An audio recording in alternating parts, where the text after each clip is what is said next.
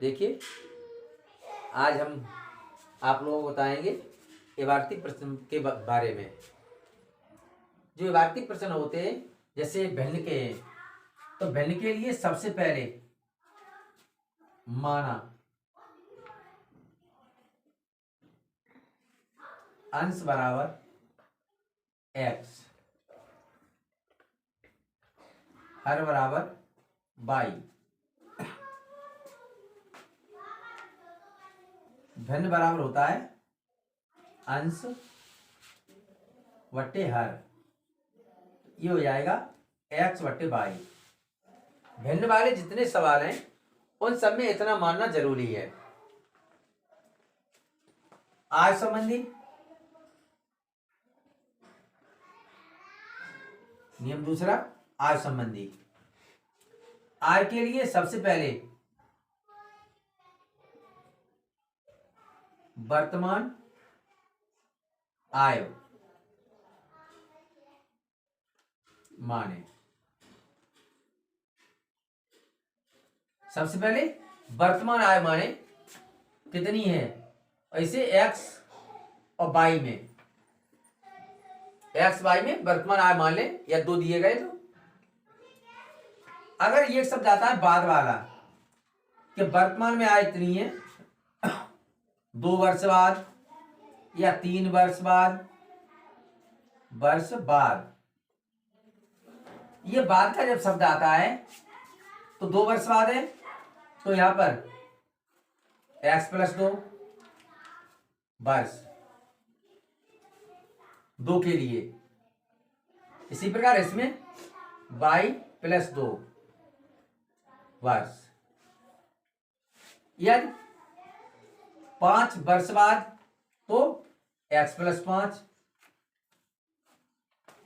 वर्ष और y + 5 वर्ष।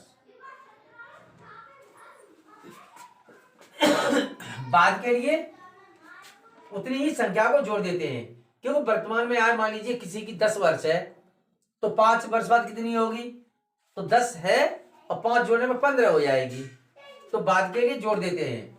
और पूर्व के लिए यह दिया है, यदि 5 वर्ष पूर्व, 5 वर्ष पूर्व, तो पूर्व के लिए घटा देते हैं x - 5 वर्ष। इसी प्रकार दूसरे में y - 5 वर्ष। पूर्व के लिए घटा देते हैं, बाद के लिए जोड़ देते हैं। इतना तो प्रत्येक सवाल में करना पड़ता है।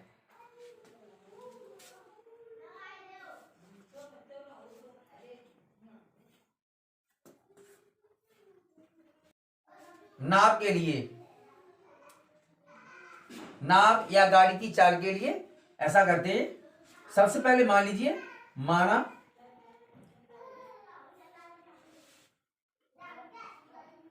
नाव की चाल या नाव की चाल x, धारा की चाल y। अगर ऐसा दिया गया है कि नाव की चाल और धारा की चाल दी गई है, तो इनमें पहले निकालते हैं सापेक्ष चाल। धारा की दिशा में, धारा की दिशा में नाव की चाल। अब धारा की दिशा में जाओगे तो नाव भी अपनी चाल से चल रही है और धारा भी बह रही है, तो दोनों की चाल जुड़ जाती हैं, x + y। अब इस समय यह चाल नहीं मानी जाएगी, जो सवाल के लिए चाल ली जाएगी वो इसे लिया जाएगा। अगर विपरीत है, धारा के विपरीत,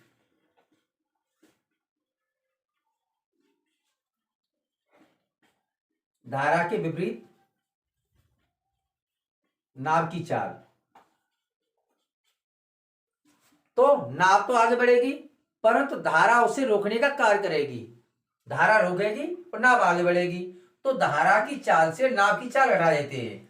और धारा की चाल कितनी है बाई, नाभ की चाल कितनी है एक्स, तब चाल ये हो जाएगी। धारा वाले में इतना मानना पड़ेगा तुम्हें। संख्या के बारे में देखिए अगला नियम,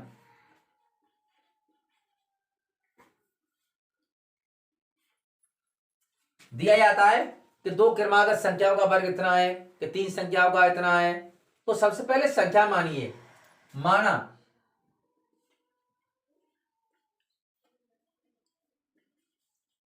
क्रमागत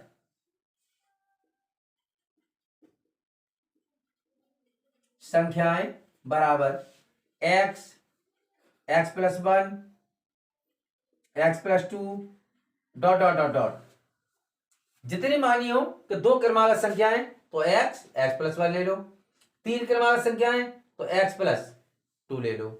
ये होती है क्रमागत संख्याएं। क्रमागत सम संख्याएं,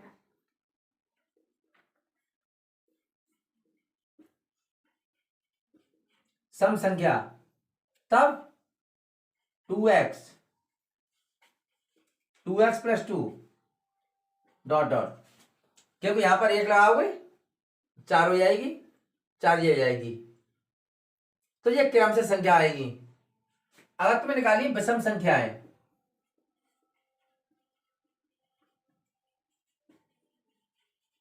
विषम संख्याएं वो भी क्या, तो अब ये हुए भिन्न के लिए इतना मानना है, और जो आय वाले होते हैं आय संबंधी उसके लिए इतना मानना है। धारा संबंधी ऐसे होते हैं, और जो क्रमागत संख्याएं हैं वो इस प्रकार मानी जाती हैं। गाड़ी वाली नियम 5, गाड़ी संबंधी जब दो गाड़ी एक ही दिशा में जाती हैं, जब दो गाड़ी एक ही दिशा में जाती हैं तो उनकी सापेक्ष चाल, सापेक्ष चाल आगे गाड़ी चाल से, आगे वाली गाड़ी की चाल से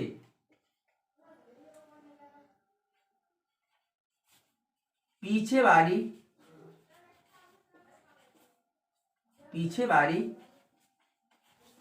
गाड़ी की चाल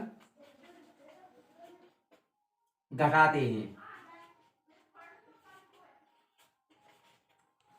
जब दो गाड़ी एक ही दिशा में जाती हैं तब सापेक्ष चाल निकालनी होती है, तो आगे वाली गाड़ी की चाल से पीछे वाली गाड़ी की चाल घटा देते हैं।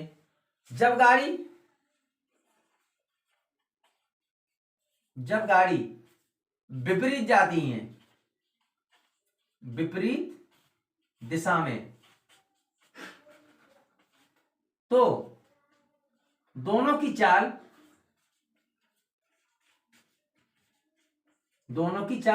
जोड़ते हैं। गाड़ी के लिए यह नियम है।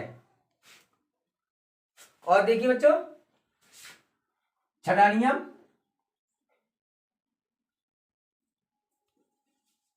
संख्या वाले सवाल के लिए, जो संख्या वाले सवाल दिए जाते हैं उसके लिए सबसे पहले माना दहाई का अंक बराबर x,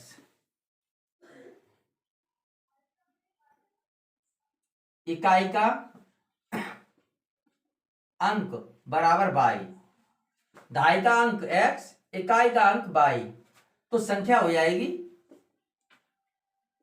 संख्या बराबर 10x प्लस y, क्योंकि दहाई 10 की होती है तो 10x प्लस y।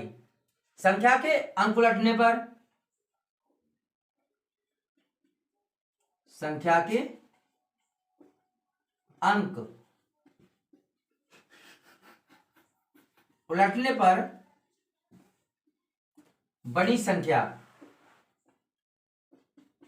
तभी हो जाएगा 10y प्लस x।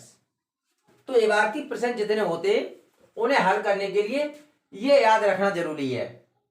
वैल्यू के लिए इतना मानो, आय वाले में इतनी चीज माननी पहले, ना वाले में उसकी चालों पर ध्यान देना है कि एक ही दिशा में जाती है विपरीत आती हैं। संख्या के बारे में क्रमागत संख्याएं या समय या विषम, तो ये संख्या मानिए। गाड़ियों के लिए जब गाड़ी एक ही दिशा में जाती है तो आगे वाली से पीछे की चाल हटा देते हैं, और जब गाड़ी विपरीत दिशा में जाती है तो दोनों की चाल जोड़ देते हैं, वही चाल होती है। यह संख्या वाले सवाल हैं तो दहाइकांक x इकाइकांक y, तो संख्या हो जाती है 10x प्लस y। संख्या के अंक उलटने पर बड़ी संख्या तो ये हो जाएगा 10y प्लस x। इतना संख्या वाले सवालों में मानना पड़ता है। भिन्न वाले सवाल किस प्रकार से किए जाते हैं, ये दिया गया है। एक भिन्न 1/3 हो जाती है जब अंश में से एक घटाया जाता है, और यह 1/4 हो जाती है जब हर में 8 जोड़ दिए जाते हैं। तो भिन्न ज्ञात करो। तो मैं आई बताया था इसका नियम। सबसे पहले माना अंश बराबर x, हर बराबर y, भिन्न बराबर हो जाएगी x/y। फर्स्ट शर्त, पहली बात देखिए क्या लिखा है इसमें, भिन्न 1/3 हो जाती है जब अंश में से एक घटाया जाता है। तो अंश में से एक घटा दीजिए तो भिन्न हो जाएगी 1/3। क्या चीज का गुणा कर दीजिए, 3x - 3 बराबर y, 3x - y बराबर 3। ये हो जाएगा समीकरण पहला। सेकंड बार, सेकंड शर्त, भिन्न 1/4 हो जाती है जब हर में 8 जोड़ दिए जाएं। हर क्या है, y, हर में 8 जोड़ दिए जाएं तो भिन्न का मान हो जाता है 1/4। गुणा करने पर 4x y प्लस 8, पक्षांतर करिए x का, y इधर लाइए 8, समीकरण हो जाएगा 2। अब ये समीकरण 1 और 2 बन गए। इन दोनों समीकरण को हल करने पर समीकरण 1 और 2 से कितना, ये 3x - y बराबर 3, और ये 4x - y बराबर 8।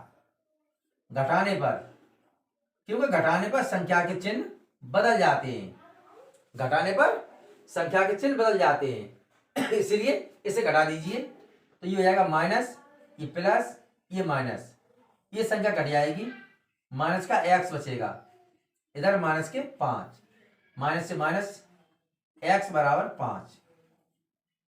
अब ये x का मान चाहे समीकरण 1 में लगाओ और चाहे समीकरण 2 में,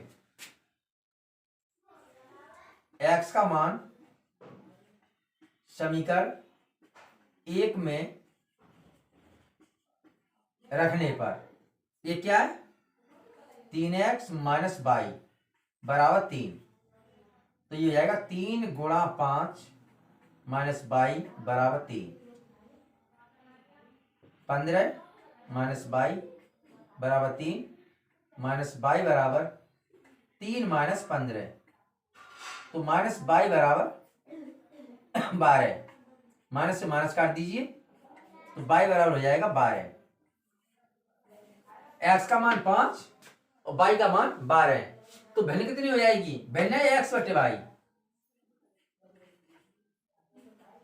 भिन्न बराबर x/y, तो ये हो जाएगा 5/12 भिन्न का मान। सवाल देखने के लिए सही है गलत है, तो ये क्या दिया है, अंश में एक घटाया जाए, उत्तर की जांच,